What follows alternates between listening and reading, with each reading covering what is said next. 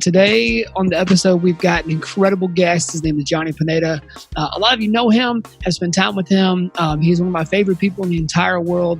I do consider him one of my best friends. And the thing that is really incredible about Jonny is that just when you think you get to know him, you find out something else about him that is an entire network of hidden skills, knowledge, stuff that you had no idea even existed. And there's a lot to Jonny and a lot that he's got to say. And so I'm super excited for us to have our conversation today with the one and only Jonny Pineda.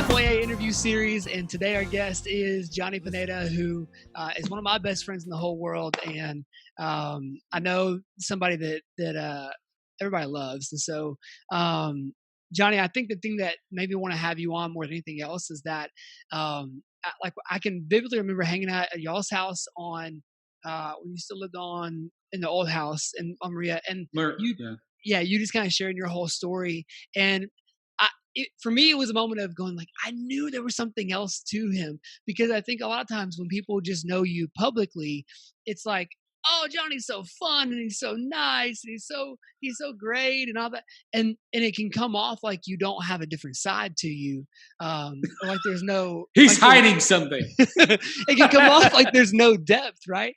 Because people just think that you're just happy-go-lucky music guy, right? And you're so much more than that. And so I'm glad. Thank you for coming on today with us, man. Thanks for having me. So why don't we? So I mean, you're from Colombia and from a city of what 8 million people, right? Like Bogota. 8 million and rising. Yeah. Okay, so why don't you tell us about what was your childhood like, and what was it like growing up in such a huge city? Well, my parents moved around a lot when I was little, because my dad, he wanted to be a pastor, so they did. I don't know what the program was, but they had to move around houses and kind of start home churches and such. So we moved out around a lot, actually in Medellin, when back then was the whole deal with Escobar and growing up, you'd hear the bombs going off, and I didn't really understand what was happening. It's just bombs going off, and that was the normal. And even some people that would come from out of town, like, what is happening? We were like, it's just bombs, relax. Like, no, this is crazy. So just growing up through that, I think I didn't think much of it until, like, honestly, the Netflix series came out, and it's, from my perspective, is rather accurate in many ways. But then I started seeing all the darkness. And again, I've been in the States for 10 years. So my adult life, I've been growing up here. So looking back, it was crazy, because I didn't really know what was really happening. Yeah. So, like, for people who might not know Colombia well, like, so where all the Escobar stuff was happening, and where where there's bombs going off all the time. Right. How that's happening? How close to where you were? How close? It's different cities. So let's say Bogota is Memphis, and Medellin is like Nashville or Georgia, kind of all that stuff state.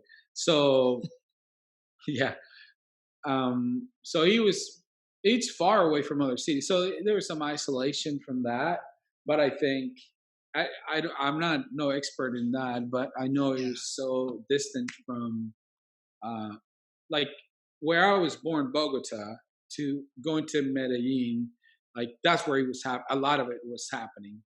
But of course, then when I went back to Bogota with my family, and there's a lot of insecurity back then, and the guerrilla war and all that was pretty. I mean, it was horrible. Yeah. But we never were affected by that. And then in my personal world, I've always loved music since I was a little kid. I just enjoyed it. I couldn't it's not that I'm a good musician, but I would make a sound with a guitar or like with a piano, and I just would enjoy that. So I would just kind of get in it and kind of get lost in it. Um, Yeah. and then I always loved it. I never had like professional training. Probably need to consider that at some point. But I say you're doing fine as it is. but yeah, that's how I got into it with my dad being a pastor, and it was a really sad situation to see. He struggled a lot, I guess, in his own life and with his own things, and I think he was very not present, Mm, and he yeah, I mean, it's hard for me to understand. He passed away last year. yeah. I mean, we just had a horrible. I mean, we didn't have a relationship, but why am I saying this? Well, I I don't know. Like the music was kind of my escape. Like I would turn on the Yeah. radio. Back in the day, we didn't have CDs, or well, I didn't have a whole lot of CDs or cassette tapes. Right. So I would try to listen to some music, some of this R&B that we barely would get down in Colombia. What's your earliest memory of music? Like, do you remember an age or a specific song that you heard that Oh you yeah, oh yeah, wow. yeah. Man, I was probably 5 years old, and I remember my mom. We were at at the college where my dad was studying to be a pastor.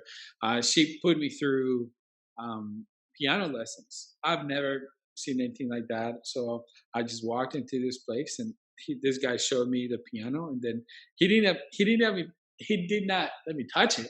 He would put me on on a table, kind of get my form right, and then I think either later that class, after many minutes, or next class, he let me finally play it, and Yeah. that just, to me, it just changed my, I don't know, he did something to me, and just creating that noise that, I don't know what he was, just Yeah. Now, fascinating to me. did you sing at that point? Like, would you No, like be no, singing and playing also? no, never, never. What I was the? started singing. I was probably 17 or 18. Oh, I've never what? sang in my life. Yeah, I never sang in my life. I grew up extremely insecure, and I'm still very insecure. So I would never sing in public. And a friend of mine, like her, I would play at their church, and then I was in his room, like just playing some stuff on the piano, and then I sang something. He just walked in and like, I didn't know you sang. I'm like, I don't sing. He's like, what you do? You're starting this Sunday. So I'm like, okay. That's amazing. So Okay, yeah, yeah. so what was the first song you learned to play on piano or on? Oh, I don't remember. I don't. I do. Yeah, on guitar, I remember being like at one of those Colombian tunes. I'm not. I mean, my wife, if she hears this, she's gonna hate me. But I'm not a super Colombia music lover. I just but I learned that. So you weren't super into Colombian music when you were growing up. Were you listening to American music? Listen, I had a whole mutation in my world. I think part of it, we all grow up with anger and loneliness and so Yeah. many things. One band that I used to listen to a ton, like a ton, and I feel like a little, I don't know, funky about it, but Papa Roach, Rage Oh Against the yeah. Machine, Corn, the very Okay. first records, Limp Yeah. Bizkit, the very first records, and I would just listen to that on repeat, like over and over. And I think just like that, It just that like my tapped into dream. something in your soul. Oh yeah, yeah, yeah. Yeah. My dream was to be like Wes Borland, the Limp Bizkit player. And that's what I wanted to be like. Man, I was just so fascinated by monsters and darkness, and like this Yeah. guy was awesome. Like he's wicked, and he's an extremely good guitar player. But then Yeah. my world changed a little bit. I was around 17 when that whole my my style of music just brought up. What was that? What was the trigger for it, you think? But well, you know, it's not like nowadays. We didn't have YouTube back in the day. I Right. sound like I'm 85. So I'm 83. So we got my father-in-law got this album, Kirk Whalem's album. Who is Kirk Whalem? We have no idea. So he pops in this DVD, and I remember I could not believe that someone in the world was making this kind of music.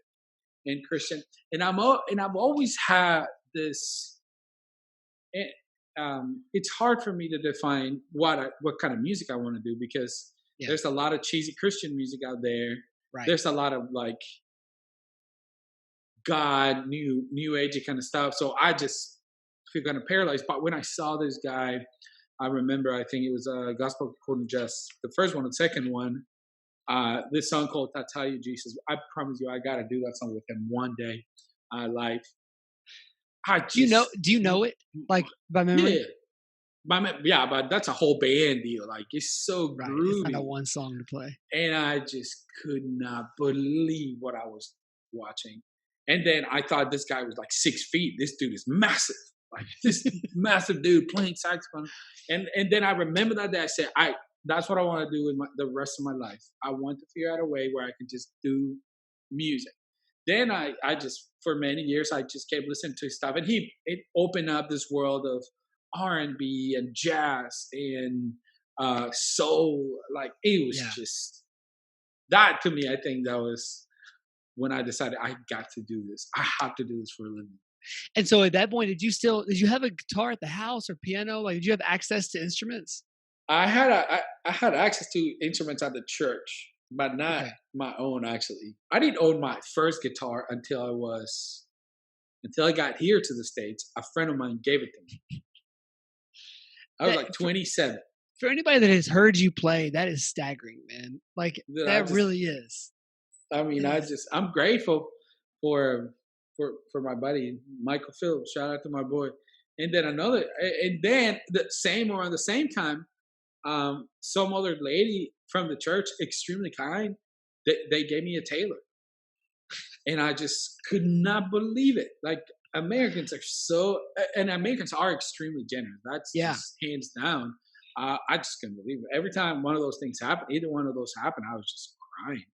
Oh, like, that's this amazing. Is so kind of them because I got like the one that he gave me, some nice Epiphone, and I mean that was my dream guitar. I need to play more often. Okay, before we get to your time in America, at what point did you meet Susie? How did you guys meet? And then tell us about the church and all that stuff.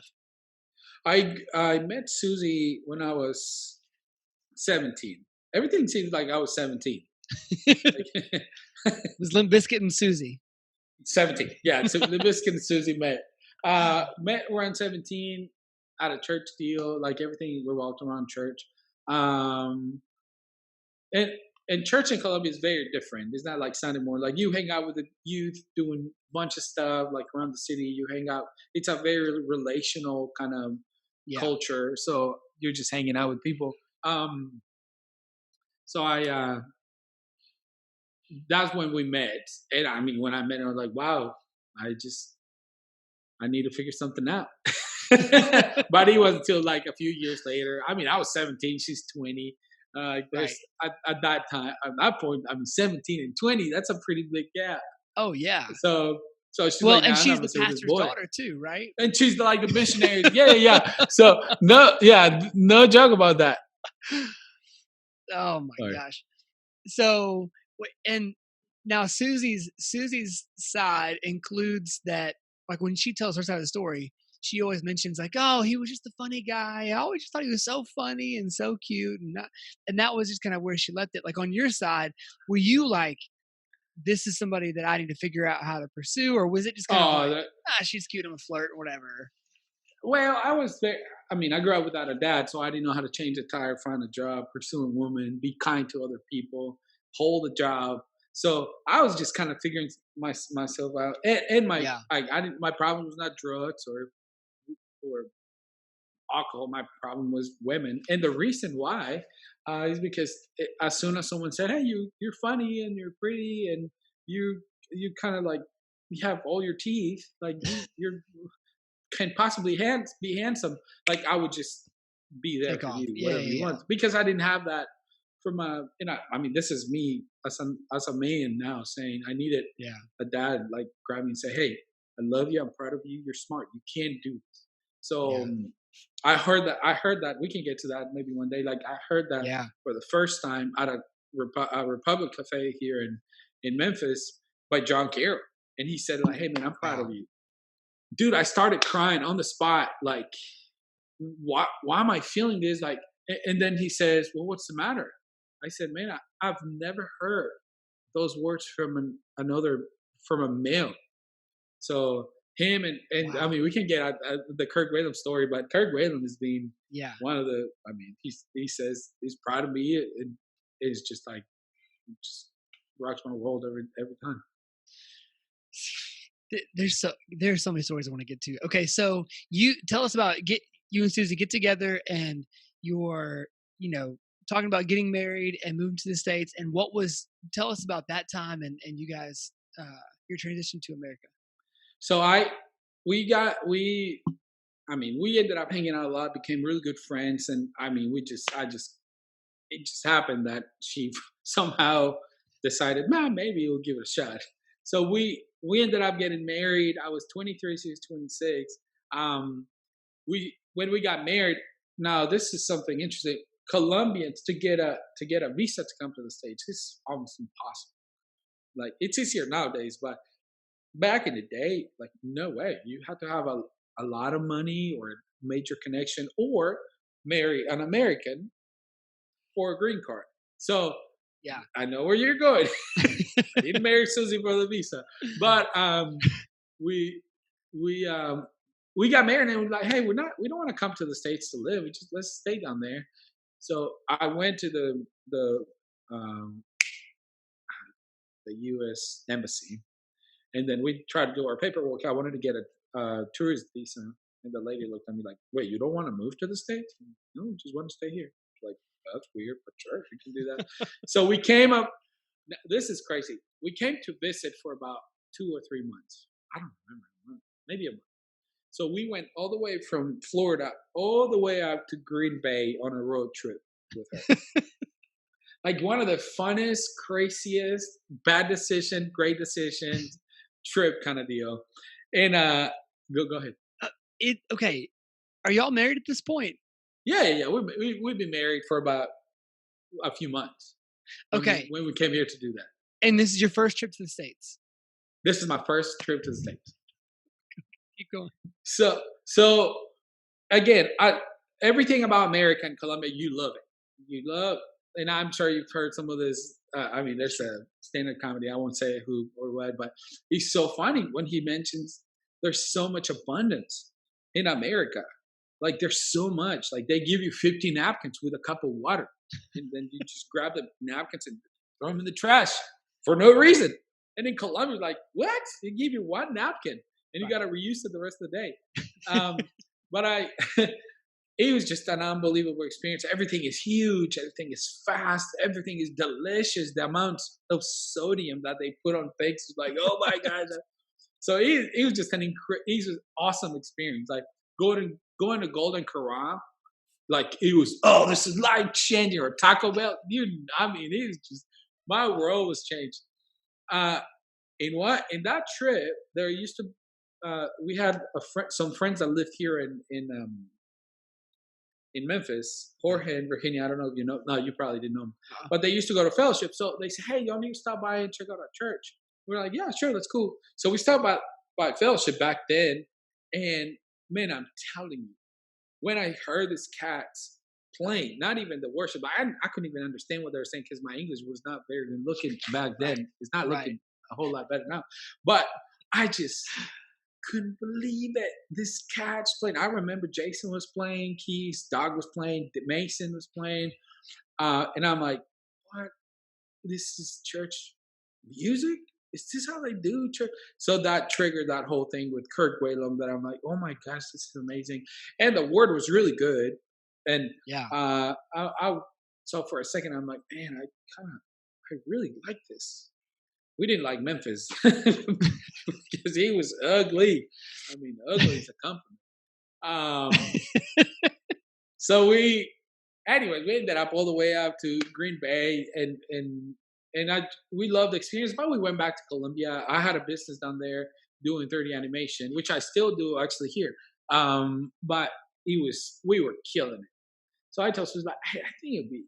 I'm not the kind of guy like, hey, God told me or anything like that. But I just felt like, hey, I think we need to go God just put in my heart that we need to be hit to the States. So she said, well, let's try to do it. The business started, we started killing it. And I'm like, nah, maybe let's wait a year. Second year was not good. Third year was horrible. So that's when our world started changing quite a bit because that year was really bad. And and then a client of mine that became good friends with me, he said, hey man, what do you need for your business? I said, man, I need like $30,000. And I've heard that throughout the years, like, I give them to you, we'll do it. So I'm like, well, I don't need $30,000. I actually need to seem huge and just get this thing growing. So he rented a whole floor, got a bunch of computers, hired a dude to just go sell this stuff. I mean, he put dump a ton of money in it, and nothing happened. Oh, Nothing happened at that point. So that's when Susie and I are like, hey, we're struggling. I was super stressed out with money. I said, well, yeah. if this is what I need to do, let's do it. Let's just go crazy. And again, from here to the next 4 or 5 months is miracle after miracle after miracle. We decide, hey, we're broke. Let's decide to go to the States, and we don't have any money. Let's sell what we have. So we decide that 20 minutes later, and buy and get paid for the visa and all that stuff. It's really expensive. Right. So we didn't have that money, but we decide that 20 minutes later, a guy from a client that I had, he's like, hey, we got this project. Can you just get it done? So I said, yeah, man. He said, this is the budget we have. And that was exactly the money we needed to get all the visa paperwork and all that. So that's when we decided to come to the States. Oh, that's amazing. So Okay, so when you get here, what made you decide on coming to Memphis? well, that was a tough situation. I don't know. We didn't want to come to Memphis. We didn't like Memphis at all, man. We didn't. It was. I mean, we love it now, but we were Right. not been attracted to it. I mean, he was a dude. He was a dude with good attitude, but Great really, personality. great personality. That's it.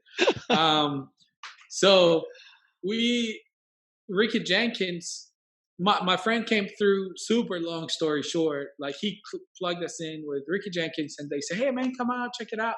So we came here, went to the church, and like, "Hey man, this is really awesome. This church." And then, and I just wanted to do music and study Bible. Right. So we went to in that same day. Then we went to Downline. That was the last day. Okay. And then Ken and Vaughn preached his last. Have you ever heard of that? The Bema Seed, like something. Oh yeah, yeah. Oh, really, really good. Super and we're like, powerful. man, Yeah. super powerful. We connected with Steve Winstead, the international director at the time, and we just felt, man, we need to go. Just need to go to Memphis. We don't have anything, so we stayed in Atlanta for 3 months. Got my paperwork, moved up here. We ended up at and this is when things go down. I don't know if you want me to get into it, Sure. but I'm still got this idea. I want to make music. I don't know how this looks like, and I mean, till today, I'm trying to figure it out. But I was like, how can I do this? Well, at this point, I just got to be responsible. And Susie's pregnant, and I just got this big belly, and then we ended up house sitting for a friend of a friend's house, and this is in Midtown when Midtown was not cool, and no job, no nothing. So for about 2 months or a month, and nothing is happening. I'm like sweating bullets, super worried about what to do. Then the time was up for us to return that home, and we didn't know where to go. So we ran into this friends, Pete and Catherine Nelson. They were married at the time. They lived in Binghamton. They had this community living kind of deal, and we ran into them like, "Hey, where are you guys staying?" We're like, we really don't know. He's like, man, come over and stay with us.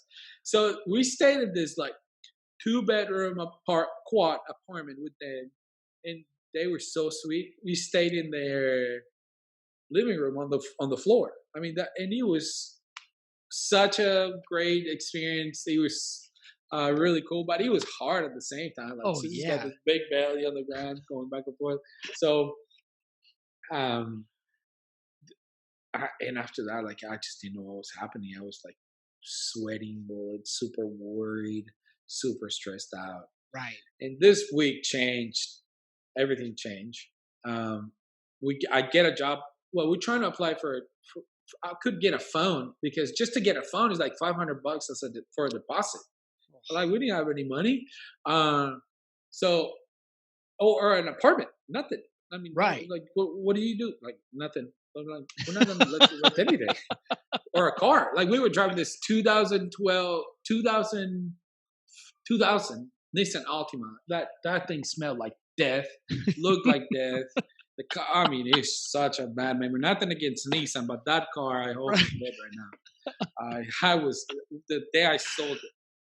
I was one happy man. So I get a job offer at one marketing agency here in town, and they're like, "Hey man, do you like beer?" I'm like, "Yeah, sure." What? They're like, "Do you want to do full time or freelance?" I'm like, "Dude, full time sounds like a great idea." Like, all right, man, come on. And I'm still friends with them. Like some of the kindest people, welcoming. I mean, Dan That's O'Brien so is a. awesome. And I what were you love him doing for dearly. them?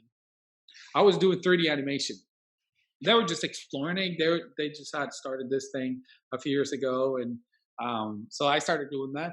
Then because we got that, then we got an apartment, Yeah. an empty apartment with nothing to move in. Right. So this is crazy. We're running into some acquaintances a month or that before we moved in, and we ran into them at an Aldi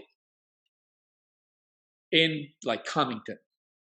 And they're like, "What are you doing here?" Like, "What are you doing?" Anyway, so we hung out a couple times, and then before we moved in, they're like, "Hey, we need to sell our stuff. Would you be willing to buy it, or can you buy it?"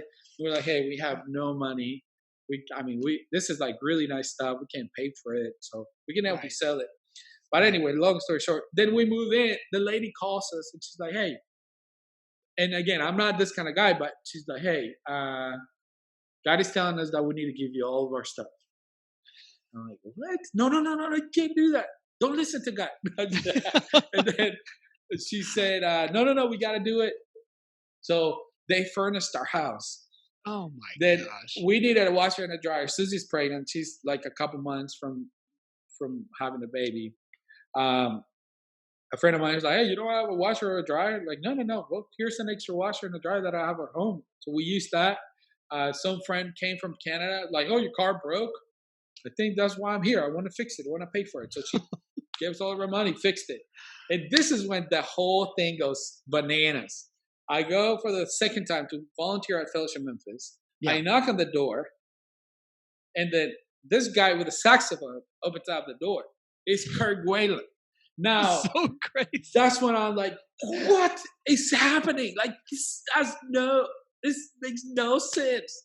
What what is this? And then I'm like, I just couldn't say a word.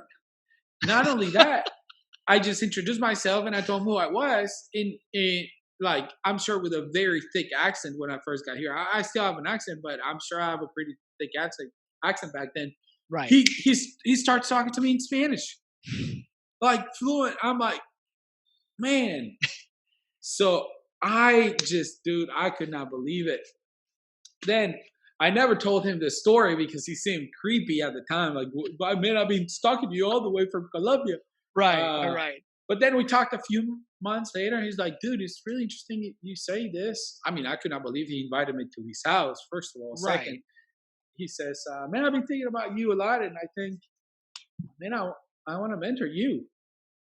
I Oh, just my world changed, and man, I gotta tell you this.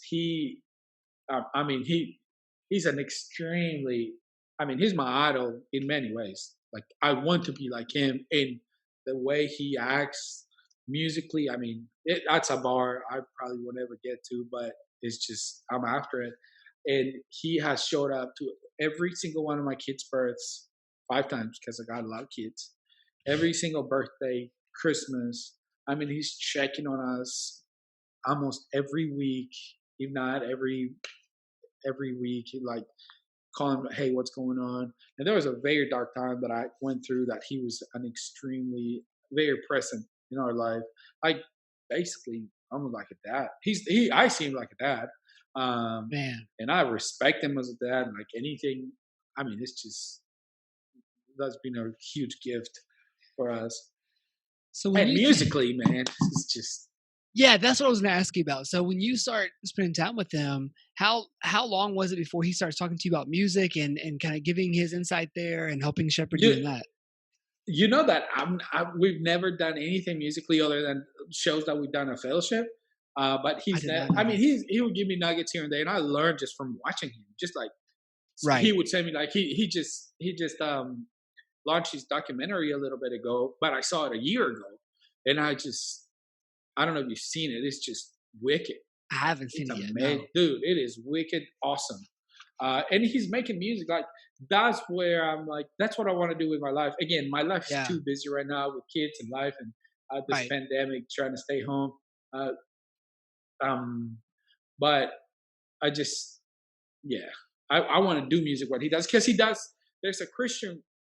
There's I don't even know how to say it in a careful way. Like there's church music that he makes, but he also is so these songs that he comes up with that are like intricate and they're just music. It's just pure Right. art. It's just he's making music for musicians, which is I mean to me he's like the Steph Curry of a musician.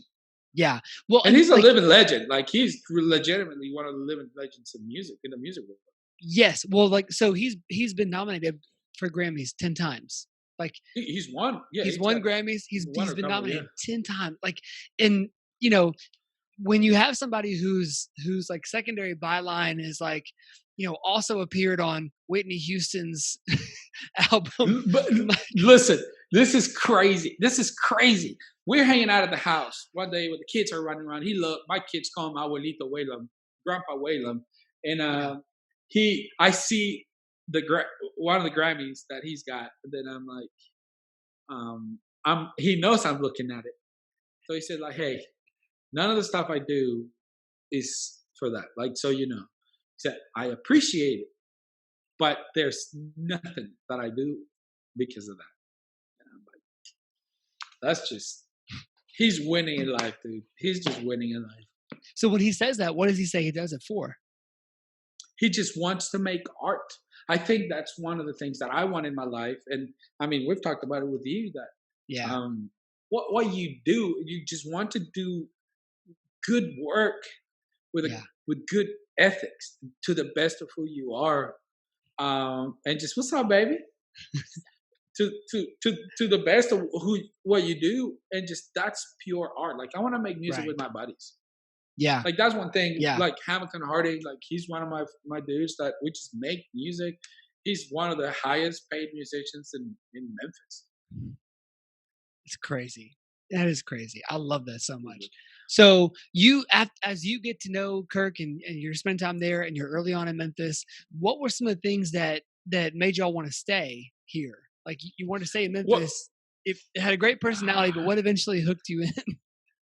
well, I'll tell you this: the music to me has been the music, and of course, our I see church more like a mission, in a more missional way, more than um, if I wasn't getting paid, I would still go to fellowship because they want to care for a human being. They want to care Yeah. because that's what and that's what spreading the kingdom is loving on people in practical ways. In practical ways. Yeah. So I think that's one. Two, man, I in Fellowship Memphis we got all those churches, four of them. 99, all of the musicians are professional musicians. Yeah. So to me, that was another thing that like spiked my music uh, education because I'm like learning from the best of the world. Like Yeah. So as you this, started to play, you started to play on Sundays with everybody, and yeah, like they hated me, dude. This dude's hated me, and rightfully so. Like this dude shows up, he's barely speaks the language. He like barely learning the chords and all this stuff. Um, But man, they were. I mean, in the long run, they've been some of the kindest people that have loved me. And they're musicians, so they're knuckleheads just like me, and hard to love, and hard. Yeah.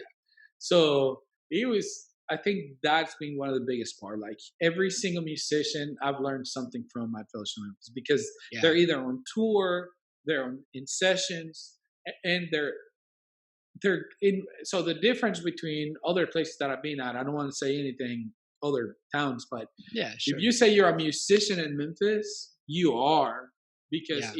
if you suck, like you're not working. Right. So Right. Right.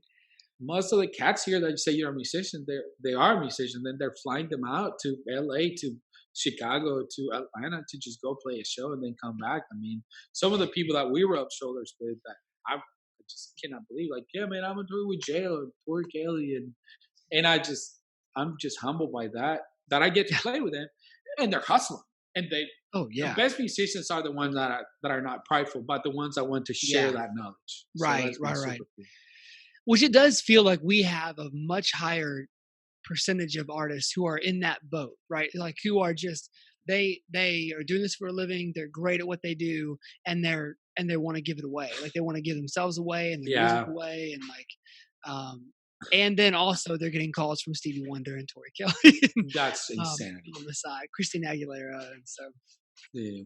uh, tell us. I mean, you've referenced a couple times that like that dark time that you went through. Like, Yeah, what do you mind telling us about that? yeah. So um, man, I've always been the love of the party. Like I always, there's a bright side to everything. Like, Yeah, hey, your uncle died. I'm like, well, I get his car. Uh, like always the bright side of things. right. So, but I just didn't haven't. It was hard for me, and still is, but it was hard for me to understand how busy I was. So I was working 2 full-time jobs, and we were just having our second baby, and like my music career is non-existent. Like I'm just straight up learning. I don't know what I'm doing, and I was just going hard all the time. Yeah, Um, so there's a point where I didn't know, but I was getting extremely depressed, and mhm, this is in days. So after a long trip with some friends, I came back and I was just not feeling well, missing people, and just being extremely sad. I just basically I just wrote down a suicidal note, and I was just gonna take my life. So I'm thankful for my wife and that she woke up in the middle of the night. She's like, "What are you doing? What's happening?" So she I mean, it was a tough situation. So next day or a couple of days later, like I wasn't functioning. I ended up at Lakeside for a few days at the wow, mental repair shop,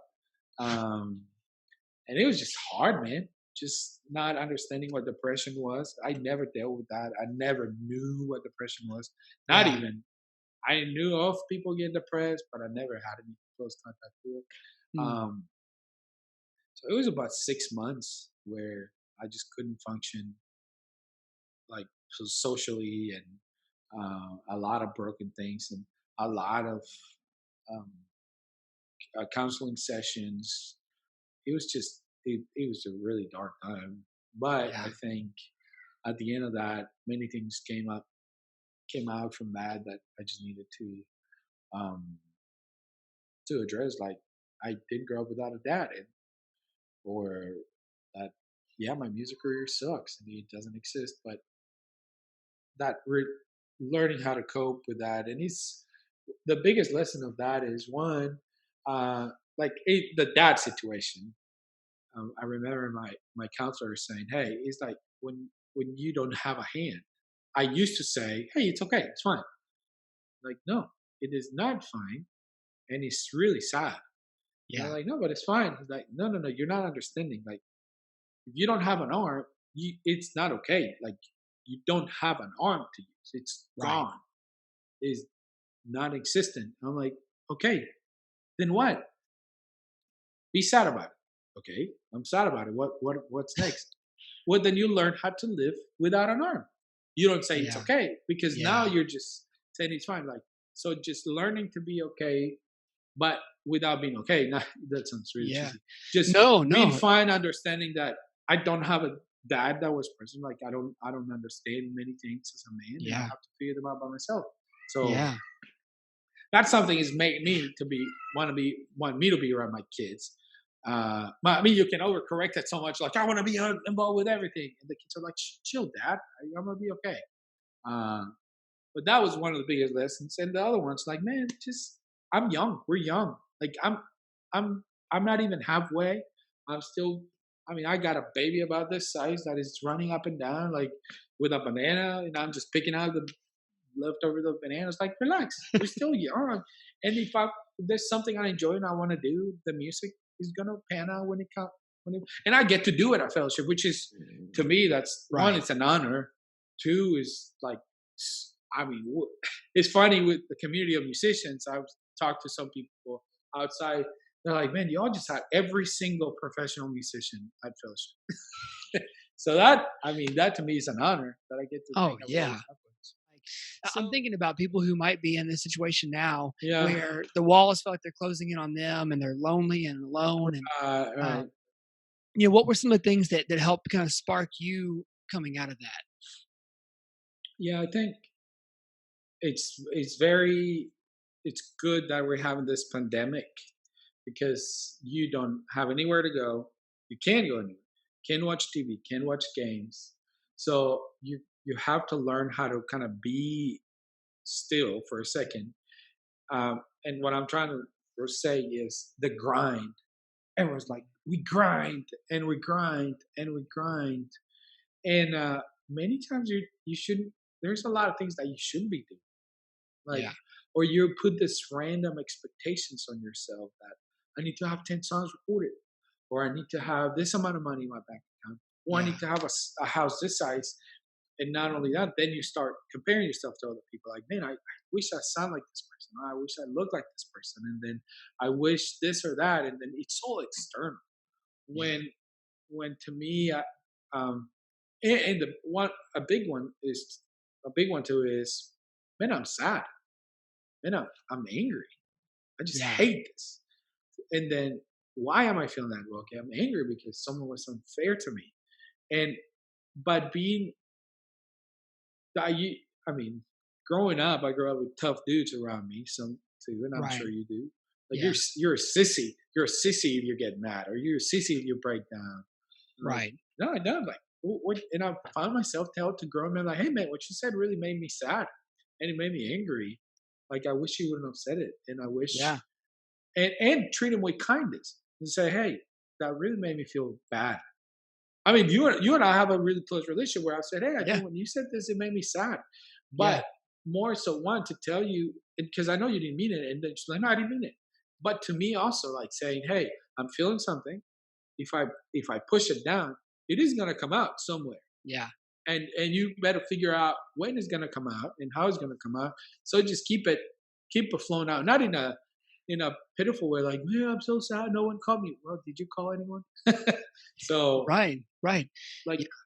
No, I think that's been one thing that for our relationship has been uh maybe this is over dramatic, but life saving for the two of yeah, us is being able to have another person. And I mean, I'll share this. Like earlier today, I called you before we were going to record, and I was like, I feel so insecure right now, and I just and I yeah, man, and I just was able to get those thoughts and export them and get them out of my head.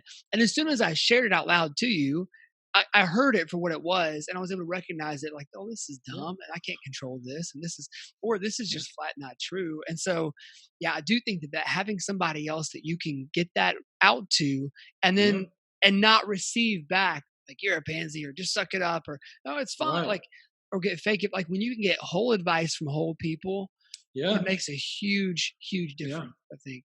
Um, okay, so on to some funner stuff because I know you and I both like talking about fun stuff instead. So fast forward to now, you've got 5 kids and yeah. Those are you're my love most of them. and you're making music a lot more right now than you typically get to Yeah, because for of sure. the pandemic, right? What are some of the things that you is there anything you're listening to right now that you've been stuck on that you like just love that's been one of your favorite things during this quarantine time? Man, gotta tell you. So the way I listen to music, and it's just sad because I need to listen to some more music. Man, I listen to the same songs on repeat for years, and I tell you, I've been listening to this group, this band for. I mean, I listen to some of the stuff. Like I like John Mayer. I like a few. I had. It depends on the mood I am. Like Yeah. the bagger is Laura Gibson. Like she's super chill. She's super awesome. I like to listen to like CeeLo Green, one song specifically. Um, but I've been listening to like Dirty Loops for the last 3 years. Okay. It's the same album. So this song specifically, I was scrolling on my Instagram, and I found myself listening to music on, not listening to music, but um, consuming music content on Instagram, like random people just making music. So I follow a few accounts, and then this dude showed up out of the blue. I just texted you. It's called Buttermilk. Dude is so odd and groovy, and like he's just got an odd style. I don't know if you can play it. Yeah. You play? Can I listen to it? You were fun and drinks. Oh. You were funny games. Yeah, you were funny words. You ain't have to ask about what we mean. Yeah, dude. Great. I mean, you can listen to that. And I just saw this dude on Instagram, so I've been listening to this song and a couple more. But I don't listen to anything else. Like I don't. Yeah, the boss lady, come on. He said the boss lady. The boss is running away. The boss is running away. Been real. She's kidding, right? I don't know if you have this memory in your head still, or if it was the same moment for you that was for me, but almost exactly a year ago, Travis and I kind of put together one night of music, and you played at it over across town. It was called a good night, or the good night. Okay, I started off in the beginning kind of saying that I feel like there's a lot of dimensions to you that people don't know. And as a musician, I think it's easy. I think that worship leaders and musicians in church often get trapped into being typecast. It's like, oh, it's a church guy. It's not. And you mentioned our church is an anomaly because of the musicians. Like the actual players we have are real players that play with some of the best musicians in the world. And some of them themselves are the best musicians in the world in their craft. And like Kirk certainly is in that category. And so yeah, that night you played an Alan Stone song, and I think Travis and I counted there was like 150 people in the room, and it was instantly just like all the focus was like you captivated everybody. Wow. And that I just remember that sound and your dynamic and your ability to read the room and to like make people feel what you were feeling through your guitar and music. Like it was just an incredible moment. And I loved it so much. So for you, when you're performing, when you're playing music, like what is it that you're feeling, and what are you trying to help other people feel in the room? How do you do that, basically? Man, I'm telling you, leading worship is different because you don't want to entertain people, and I run into this problem all the time because I end up trying to entertain people. It's like, no, back up. But dude, I love to entertain people, and I think I haven't been able to do it just because it just hasn't panned out, and it's not the time. But it's coming. Right. I'm working to figure it out. But when I'm entertaining people, to me, it's more like you people can smell phony. Like people know when you're being phony. People smell when you're like trying to work the room. So we're back. I'm in different clothes because it's a different day now. We've got 9 kids between our 2 families, and between that, sometimes it takes a day or 2 to be able to get all of this done. So yeah. And I'm wearing my same uniform today, so we're good. I love it. So when we left, we were talking about musical inspiration, and you shared the Buttermilk track with us. And what you need to play at some point. I did. I played it during somewhere else. Yeah, I know. I love it. Yeah. It's awesome. So what are some of the things that you've been listening to, like when you're playing on your own? If you're just practicing or you're just playing on your own, what are some of the things that you are like grooving on the most right now? Is it just like picking up stuff, kind of randomly, or are there certain things, that grooves that you've been in lately? It's just random. Like I listened to I think I showed it to you that "Use Me" by it's just a cover like Eric Clapton with another crew, like okay. super groovy. I just like groovy stuff to a Yeah. fault. Like my buddies are like, dude, not everything has to be groovy, and I'm like, it has to be. Yeah, I totally disagree. It has to be groovy. Yes, it has to. So I enjoy it. Well, we do it too. is. Yeah. So I've said numerous times before, like if I had a documentary being filmed in my life, like I would want you playing the soundtrack because Hey, come on, like, man. I thought you wanted me to play you. Either way, it'd be an honor either way. Maybe you could play me while playing guitar while walking around, like that'd be perfect. But here's what I would love is do you have anything that you want to play right now for us? You have a song you want to play? I can play one song. It doesn't apply to this pandemic, but we can definitely listen to it. Oh, that's great.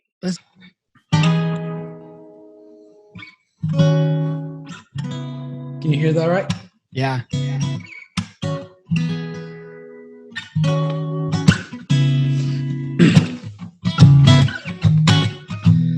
Every day deficit grows. You spend more than you own. Papa always said to me, keep a close eye on your authority, 'cause you said that you can, and I'm somewhere. You say that you can, and I'm somewhere. All you do is spoon it. Can't touch it any further. Push it. Every day taxes increase. So is this our lane or is this our lead? Mama said, son, is the land on the free. As he broke his back trying to make ends meet. 'Cause you say that you can, and I'm somewhere. You say that you can, and I'm somewhere. All you do is push it. Can't stretch it any farther. Push it. Can't stretch it any farther. Push it.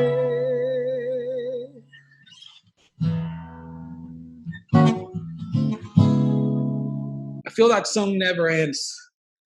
That you can groove for 7 more days. Yeah, well, it could, yes. Like, God, it's so awesome. I miss playing with the homies. Like, it's just the drums and everything. I mean, I enjoy doing this myself, but right. Yeah. Well, and your sound too, like it fits solo, but I feel like it's more full when it's with everybody else. Dude. You know, I love Mason, man. David Mason. That he's got. He's coming on the chops, but he's just locked. You know what I'm saying? Yeah. And he feels what I just love playing with him. I mean, all the drums, but Mason, Jackie, oh Lord, yeah, it's just they're beasts. And man, I can't wait. One thing I know you're going to ask me, or maybe not. One thing I'm going to do this year, and I mean, I'm just going hard on it, and I already make the phone calls to some of the people. I'm doing a show myself, like my own music. I'm gonna do a couple covers by my own music, and I'm gonna play with my buddies. And I'm just like, hey, coming. I don't know the place yet, but I'm probably gonna. Hey, it's not gonna be like 500 people. Like Right. If I could get 100 people, that'd be awesome. But it's gonna be like a smaller venue. But we're gonna record it, video and audio and everything top notch. I'm putting all my eggs in that basket this year. I can't wait. At least I know cannot wait. You're going, Susie's going, and that's 20 people. That's true. If we could just get like the Fellowship pastoral team, we'd have 100 people there. Yeah, just 100 people. That's it. Children, it'll be 80 people. 80 kids and 20 adults.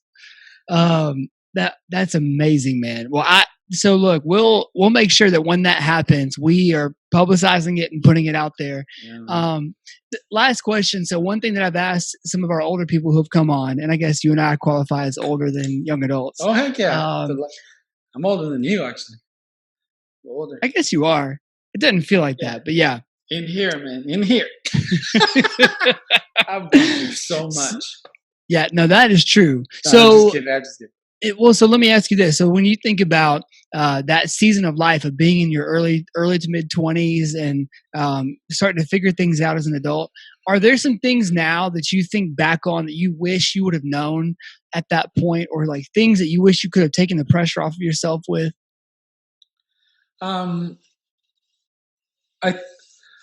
I think, I don't know if this is because I was fortunate enough or just life happened this way. I think I had to figure everything out on my own.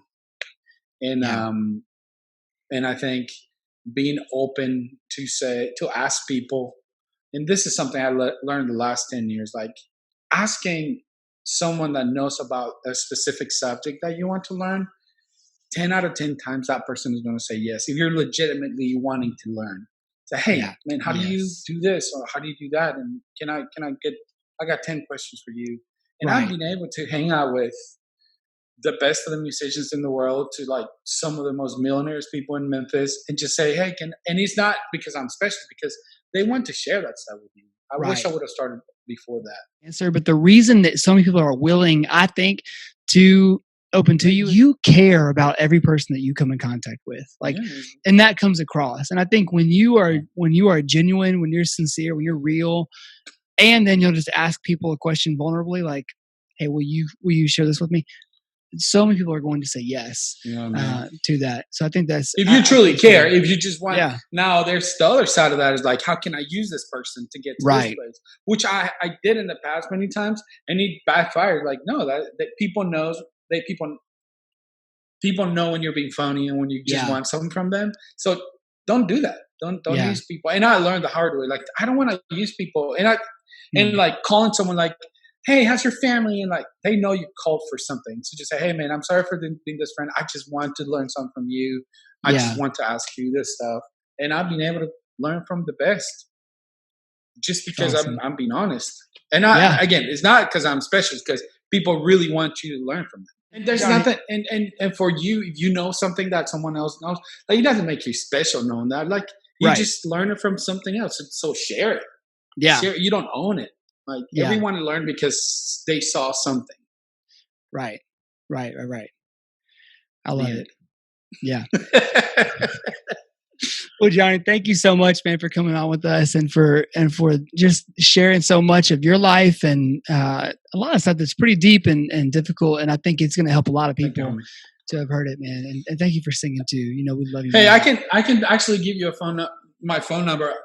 Let's post it. If anyone wants a specific question or something like that, why don't you do you know how to edit it? Just put it right here, right now. Okay. I'm going to hold it. I'm holding it right now. Okay. Text me. You can call me, but I'm just texting. All right. Okay. Bye. All right, man. It's awesome. We'll see you soon. A comment, one bit.